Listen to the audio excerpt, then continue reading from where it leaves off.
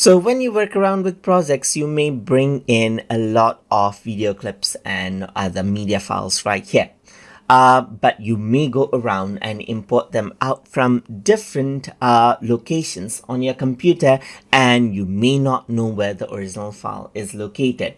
So if you want to go around and access the location of those particular files, then what you can do is you can go around. Let's say, for example, you can see this video right here and you want to know where this video file is located on your computer.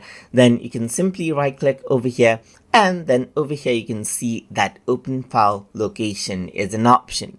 So if I were to go around and click right here, then what happens is that it opens up that particular folder right here. So it's saved on my L drive right here under videos, as you can see right here.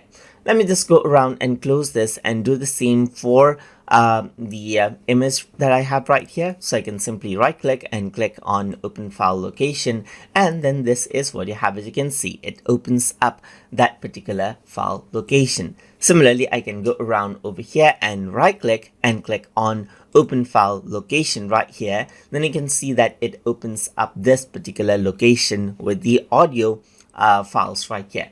And that is how you can go around and locate out your location of the files inside of your computer by using the open file location option inside of CapCut desktop editor.